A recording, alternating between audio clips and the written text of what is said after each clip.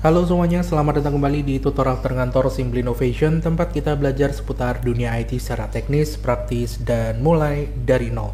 Di video tutorial kali ini kita akan coba membahas lagi tentang tools untuk sharing atau port tunneling tools yang bisa kita gunakan untuk mengekspos lokal service kita, yakni Zrock. Di playlist tutorial terkantor, kita sering membahas mengenai tools semacam ini, mulai dari ngrok, loophole, local tunnel, packet riot, dan terakhir kita bahas mengenai Pingy. Kali ini kita akan coba membahas tools yang fungsinya kurang lebih sama, yakni Zrock. Zrock merupakan layanan solusi sharing dari OpenZT yang open source, yang bisa teman-teman gunakan secara gratis, bahkan self-hosted di server teman-teman sendiri, ataupun teman-teman bisa gunakan juga layanan yang dioperasikan oleh NetFoundry ini sebagai software as a service, layanan berbayar, mulai dari $0 per bulan. Teman-teman bisa langganan dengan ZrockNet Starter, ZrockNet Basic, ataupun ZrockNet Pro.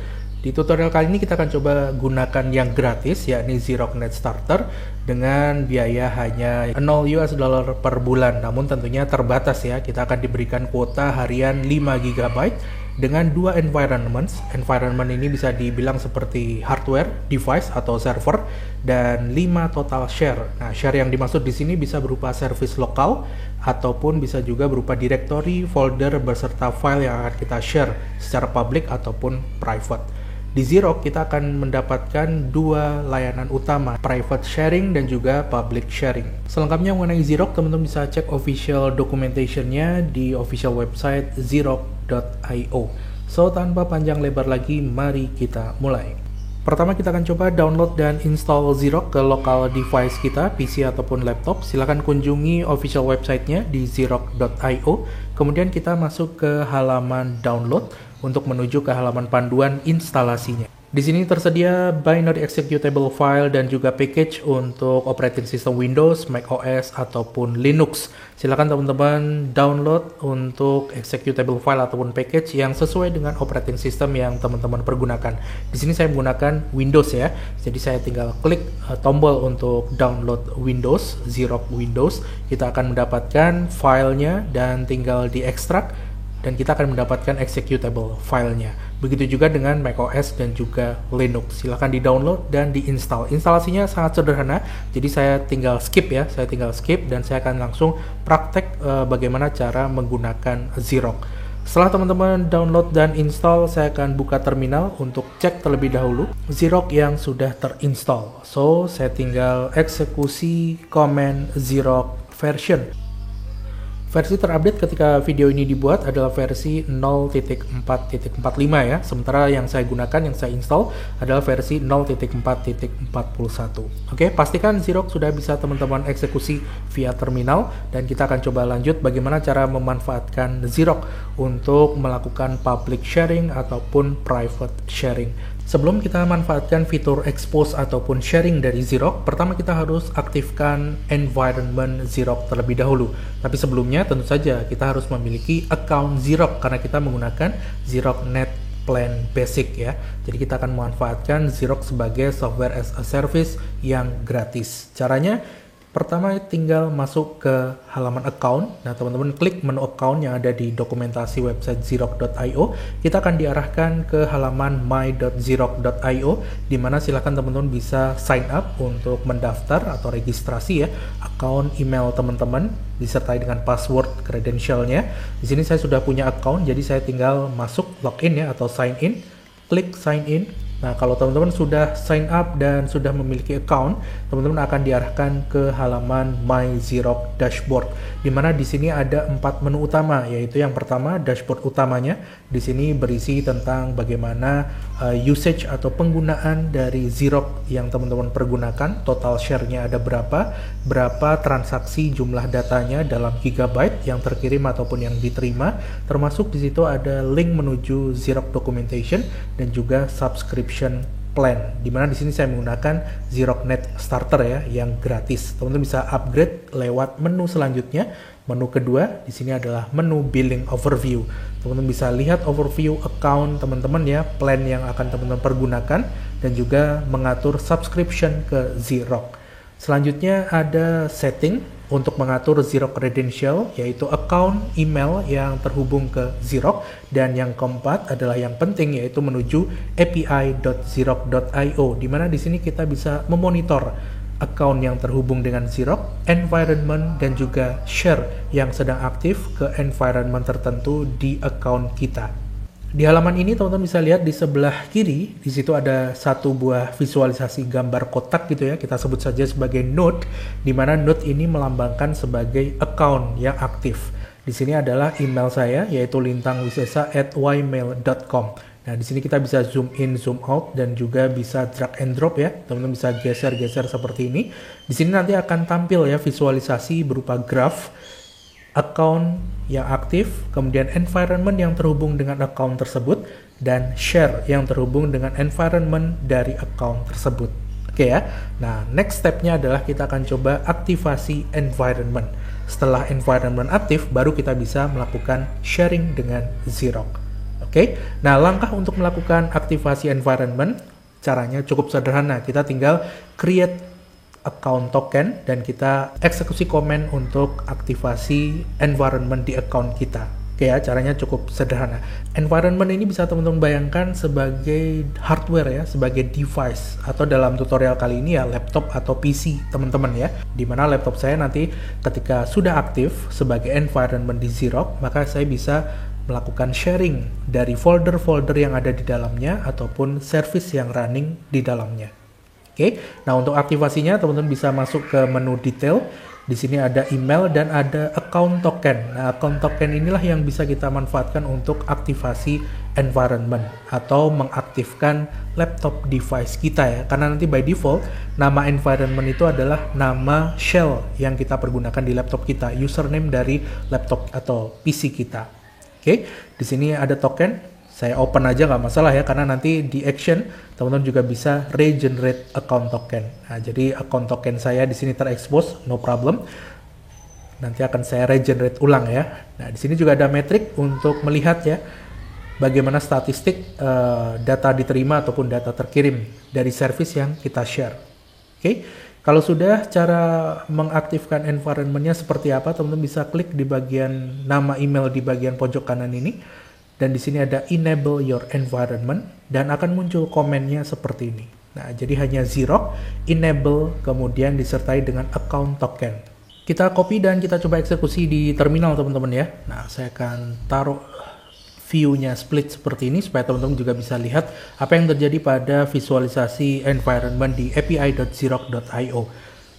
Nah, caranya tinggal kita eksekusi Xerox enable spasi account token kita. Nanti Xerox akan mengaktifkan environment, dan environment itu adalah melambangkan device atau hardware atau operating system yang running dan terhubung ke account Xerox kita. Kita tunggu dan Xerox environment sudah ter-enable dan teman-teman bisa lihat di visualisasinya akan muncul node baru ya, di grafnya akan muncul node baru yaitu wireless lintang.atisalam bla bla bla. Nah, ini adalah nama dari shell saya, shell name ataupun username di OS saya. Oke, nice. Nah, jadi kita punya satu buah relasi dari account Xerox saya ke environment saya. Nah, di account gratis kita bisa buat dua environment. Artinya ada dua device atau dua hardware atau dua PC laptop ya yang bisa kita konekkan ke satu account Xerox basic yang gratis. Oke. Untuk menonaktifkannya kita bisa eksekusi komen Xerox disable dan nanti kita akan lihat environment-nya akan nonaktif ditandai dengan node yang ada di grafnya ini akan menghilang. Nice. Kita coba aktifkan lagi ya teman-teman ya, dan kita sudah siap untuk membuat share ya dari environment tersebut. Nah, kita akan coba sharing baik public ataupun private, baik folder ataupun berupa backend service ya, ataupun service apapun yang running di lokal port tertentu. Selanjutnya kita akan coba manfaatkan fitur public sharing dari Xerox, di mana kita bisa mengekspos secara global via internet service ataupun folder yang ada di environment atau ada di device kita. Dengan menggunakan Xerox public sharing, kita bisa mereverse subdomain, bisa juga tetap memperhatikan opsi autentikasi. Jadi autentikasinya level service ya, bukan pada level Xerox server.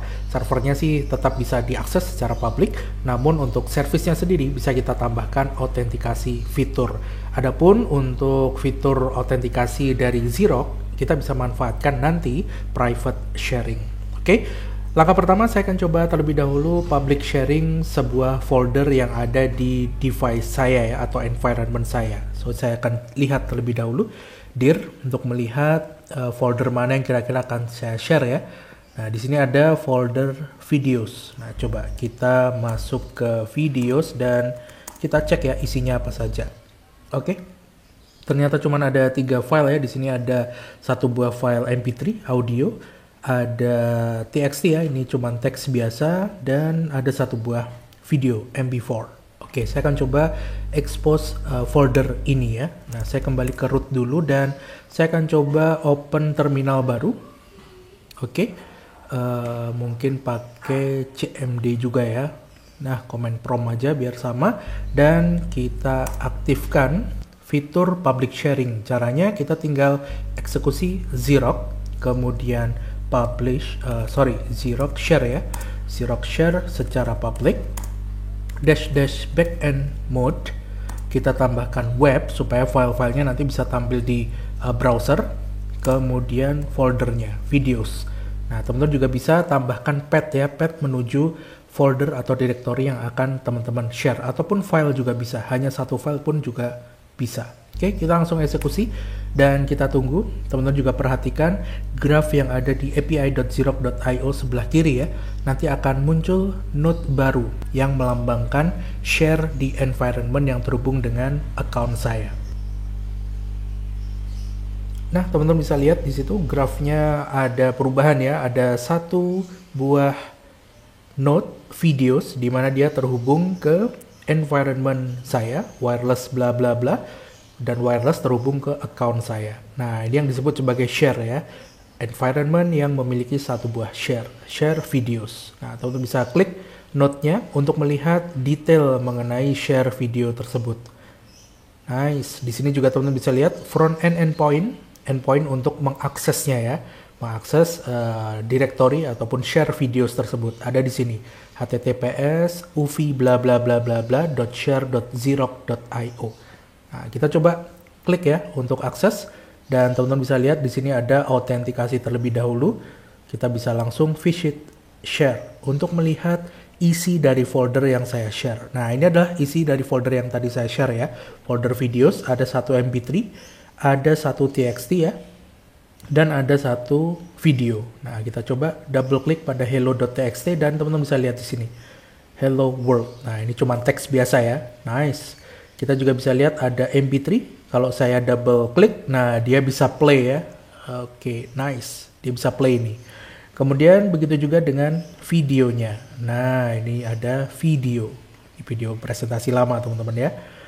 Nah, itu dia. Itu adalah fitur sharing ya, public sharing. Kita sudah coba public sharing folder atau directory ya. Bisa kita akses seperti ini. Nice. Nah, next kita akan coba sharing lagi. Sharing yang video tetap saya aktifkan ya, biar node-nya nampak di sini. Kemudian saya akan coba share selanjutnya adalah sebuah service yang akan saya running di localhost port tertentu. Oke, saya akan buka terminal baru teman-teman, command prompt baru ya, kita tab. Nah, untuk mengekspos atau mempublish service selanjutnya. Oke, nah di sini saya sudah siapkan sebuah project dengan Fast API ya, berbasis bahasa pemrograman Python. Di sini saya import Fast API, kemudian saya punya data sederhana, ini berupa list ya, list of dictionary, di mana isinya adalah 5 buah dictionary. Ada name, key-nya, Andi, age 20, Siti Aceh, dan seterusnya. Jadi ada data user, di mana dia berupa list, isinya adalah 5 buah dictionary. Oke, kemudian saya buat satu buah endpoint ke slash, get ke slash, dia akan return response message hello world, sederhana, berupa JSON ya. Kemudian ketika nanti kita get ke slash users, dia akan menampilkan semua nama users ini dalam bentuk JSON, array JSON ya. Kemudian kita juga bisa akses dynamic endpoint slash user slash ID-nya. ID ini dimulai dari 1 sampai 5 ya. Nah, 1 sampai 5.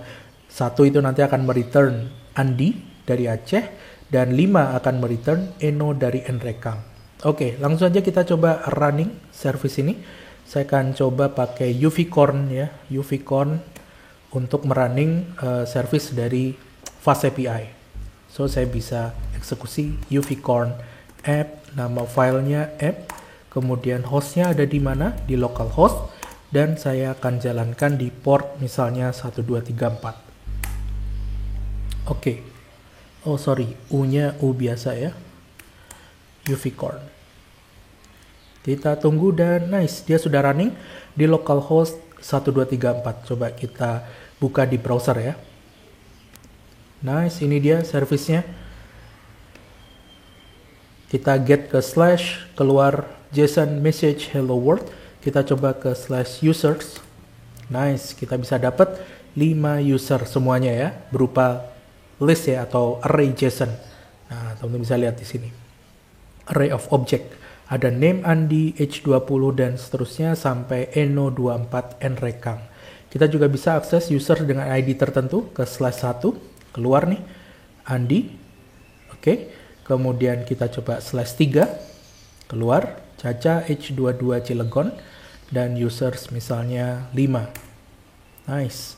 Eno24 Nrekang. Kalau kita coba akses user 100, datanya hanya ada 5 ya, tapi kita ambil user ke 100, nah keluar seperti ini. Detail user not found.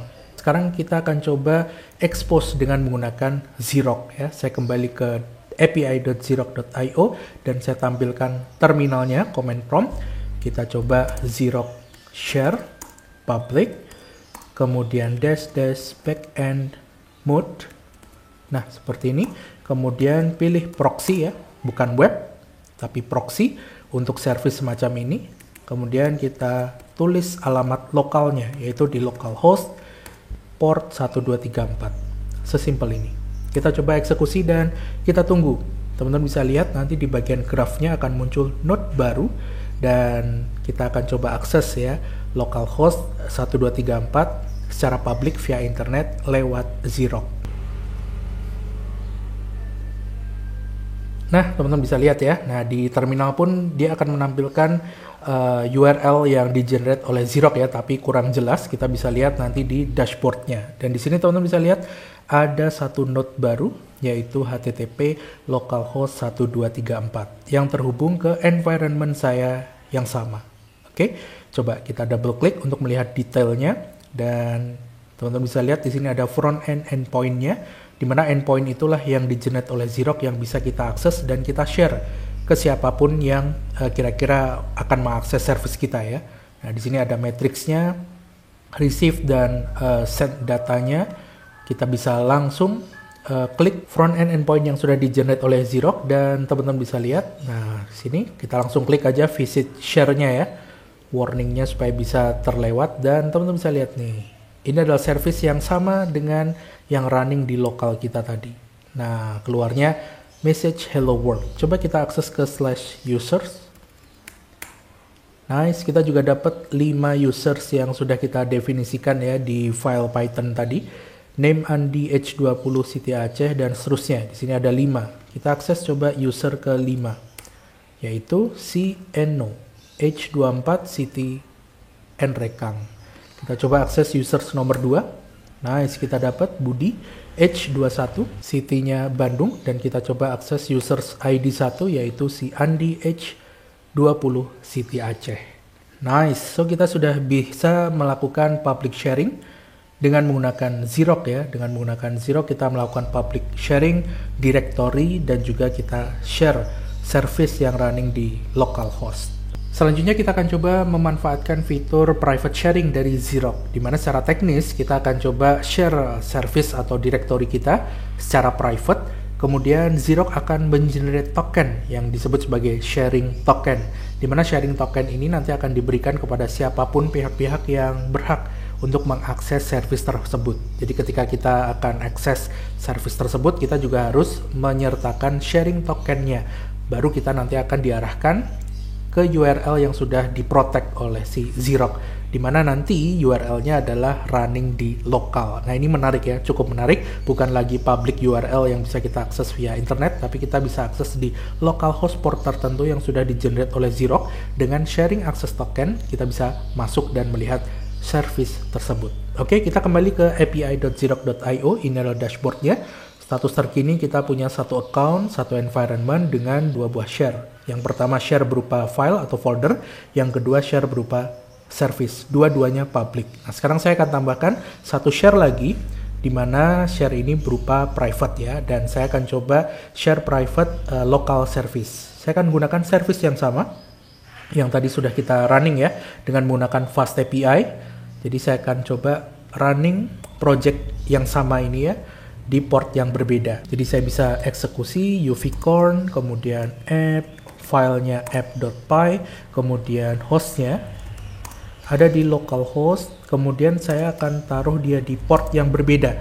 Kalau tadi 1234 yang kita share secara public, nah yang share private ini saya akan coba running dia di port 4321. Nah, jadi akan ada 2 service yang running di local device saya ya, yang akan saya coba share secara private. Nah, di sini sudah running nih http localhost 4321. Kita coba buka di browser ya. Atau teman-teman juga bisa menggunakan HTTP client lainnya. Misalnya Postman, Insomnia, Curl, dan lain-lain. Oke, nice, dia running di lokal ya. Kita coba get ke /users. Nah, saya dapat 5 orang users berupa array of JSON. Nah, kemudian users ke-5. Oke, nice. It works ya, sama seperti service yang ada di port 1234. Nah, sekarang saya akan coba kembali ke api.xerox.io, kemudian saya buka terminal lagi. Nah, saya akan open terminal baru ya. Open terminal baru, command prompt. Nah, di sini kita akan coba share Xerox, share secara private. Nah, kalau tadi public ya, sekarang private. Kemudian dash backend mode sama, yaitu proxy. Dan masukkan service-nya, yaitu running di HTTP localhost portnya 4321. Nah, sesimpel ini kita coba eksekusi dan nanti Xerox akan memberikan sharing token, di mana sharing token ini bisa kita gunakan untuk mengakses service yang sudah kita running di localhost 4321 dan di publish atau di share ya secara private oleh Xerox. Nice, teman-teman bisa lihat. Nah, sudah running ya. Di sini teman-teman bisa lihat di terminalnya, walaupun tampilannya mungkin agak kacau ya, tapi di sini kita bisa lihat untuk mengaksesnya, teman-teman bisa eksekusi command Xerox access, kemudian akses sharing tokennya ya. Di situ adalah beberapa karakter yang menjadi akses tokennya. Di grafnya pun sudah muncul satu buah node baru ya. Ini dia HTTP localhost 4321 yang dia terhubung ke environment saya, dan environment saya terhubung ke account Xerox saya. Nice. Nah, kita lihat ya localhost 4321, detailnya teman-teman bisa lihat. Nah, ini adalah tokennya. Di sini dia tidak mengenerate public URL seperti share sebelumnya yang sudah kita coba, tapi dia share tokennya, yaitu ini W4 bla bla bla. Nah, lantas cara mengaksesnya gimana? Nah, cara mengaksesnya kita juga harus menggunakan Xerox. Nah, jadi pihak-pihak yang akan mengakses service yang di-share secara private dengan Xerox itu juga harus memiliki Xerox. Kemudian tinggal kita sebagai pemilik servicenya share token ini. Nah, oke, sekarang ceritanya saya sebagai orang yang akan mengakses Xerox service private-nya ya. Nah, caranya gimana? Caranya tinggal buka saja terminal. Nah, saya akan buka terminal baru ya. Ini ceritanya adalah klien atau pihak yang akan mengakses service yang tadi kita share secara private. Nah, ini adalah sharing tokennya, W4LL bla bla bla. Nah, cara aksesnya gimana? Cara aksesnya adalah Xerox kemudian diikuti dengan access sharing tokennya. Nah, access, kemudian spasi sharing token. Seperti ini, kita coba eksekusi. Dan kita tunggu ya, nanti dia akan mengenerate di localhost port tertentu untuk bisa mereverse ya, atau tunnel ke localhost 4321 via Xerox.net.